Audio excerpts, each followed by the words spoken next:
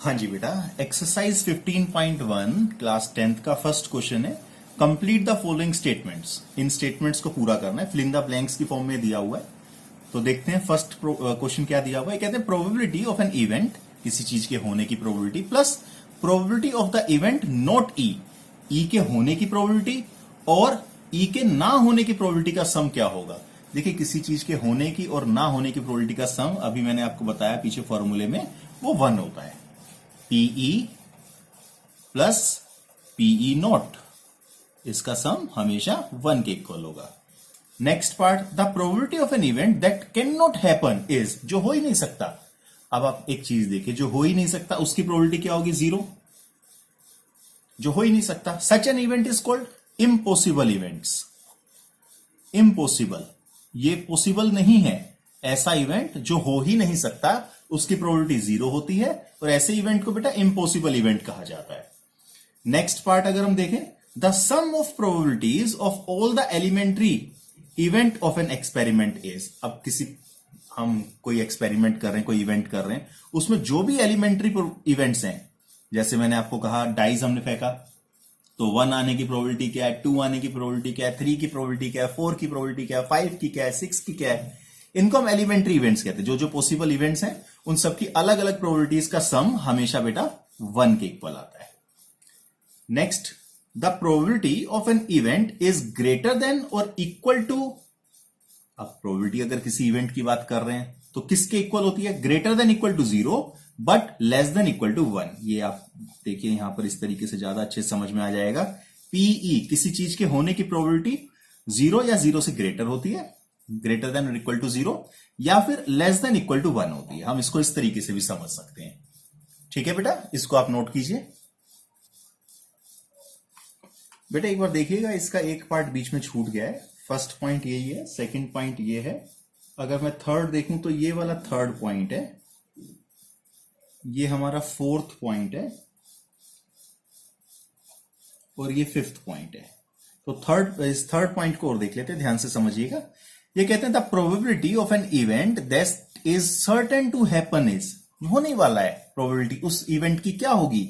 उस इवेंट की प्रोबेबिलिटी होगी 1, होने ही वाला है। Such an event is called sure event, ऐसा इवेंट जो होना ही होना है, 100% होना है, उसकी प्रोबेबिलिटी 1 है। और इसकी प्रोबेबिलिटी का बेटा अगर मैं इसका इवेंट का नाम बताऊं तो उसको हम कहते हैं such an event is called sure event, right? इसको भी आप नोट कर लीजिएगा।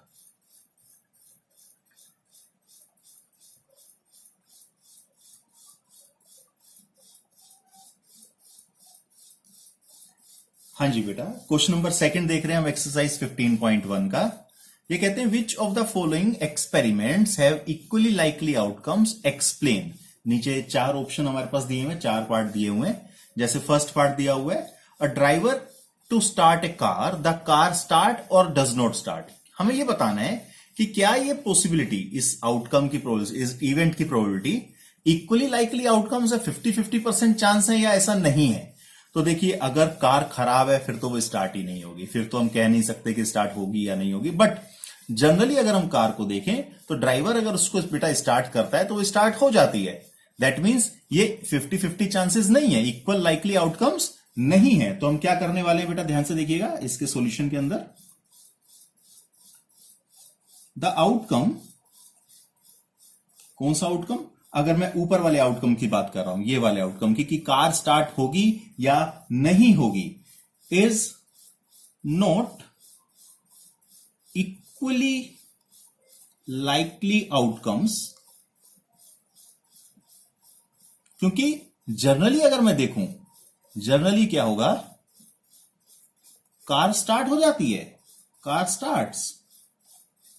अगर कार खराब है तो एक अलग बात है, अदरवाइज कार स्टार्ट हो जाएगी। ठीक है, नॉर्मल कार जो होती है वो नॉर्मली स्टार्ट हो जाती है। देखिए बेटा, इसके सेकंड पार्ट में क्या कहते हैं? ये कहते हैं a player attempt to shoot a basketball. एक प्लेयर है जो कि बास्केटबॉल को बास्केट में डालने के लिए अटेम्प्ट कर रहा है। शी और ही शूट्स और मिस द शूट। अब वो उस बास्केट को बास्केटबॉल में डाल देगा या नहीं डाल पाएगा, ये हमें पता लगाना है। बास्केट के अंदर डाल पाएगा या नहीं डाल पाएगा। क्या ये 50-50 चांस है? मेरे को तो नहीं लगता है 50-50 चांस है। क्यों? क्योंकि ये प्लेयर है। प्लेयर यानी कि उसने बहुत प्रैक्टिस की होगी, और प्रैक्टिस की होगी तो अगर अच्छी प्रैक्टिस होगी तो वो लगभग 100% ना सही लेकिन 50% से बहुत ज्यादा चांसेस है कि वो बास्केटबॉल को बास्केट के अंदर डाल दे। तो देखिए ध्यान से कैसे करेंगे। द आउटकम जिसकी हम बात कर रहे हैं कि बॉल को वो फेंक पाएगा, अंदर डाल पाएगा या नहीं डाल पाएगा, the outcome is not equally likely outcome. ये इक्वली लाइकली आउटकम नहीं है। क्यों? क्योंकि इट डिपेंड्स ऑन हिज और हर प्रैक्टिस।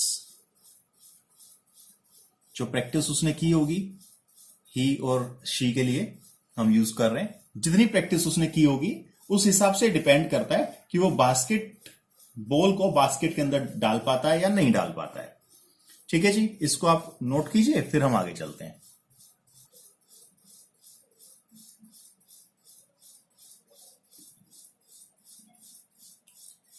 हाँ जी बेटा, थर्ड ऑप्शन देख रहे हैं क्वेश्चन नंबर सेकंड का। ये कहते हैं a trial is made to answer a true false question. एक क्वेश्चन है, ट्रू फॉल्स का ट्रायल चल रहा है कि भाई ट्रू होगा या फॉल्स होगा। द आंसर इज राइट और रॉन्ग। अब देखिए ट्रू फॉल्स का क्वेश्चन है, तो या तो आंसर ट्रू होगा या फॉल्स होगा। तो जिसने भी जवाब दिया या तो वो राइट बताएगा, करेक्ट आंसर बताएगा, या फिर रॉन्ग आंसर बताएगा। यानी कि दोनों के चांसेस 50-50 हैं। तो this is an event of equally likely outcomes. क्योंकि बेटा इक्वली लाइकली आउटकम्स, क्यों? क्योंकि 50-50 चांसेस है। ट्रू फॉल्स का क्वेश्चन है, 50% चांस है कि बच्चा ठीक बताए, 50% चांस है कि आंसर गलत हो जाए। तो हम इसको कहेंगे ये इक्वली लाइकली आउटकम होगा। क्लियर है?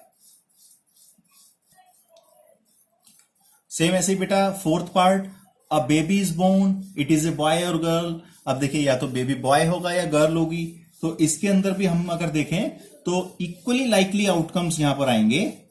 इक्वली लाइकली आउटकम्स, रीजन क्योंकि बेबी आइदर अ बॉय और गर्ल, तो 50-50 चांस है, मे बी बॉय हो मे बी गर्ल हो। तो इसीलिए इसको हम कहेंगे इक्वली लाइकली आउटकम। क्लियर बेटा? इसको आप नोट कर लीजिए।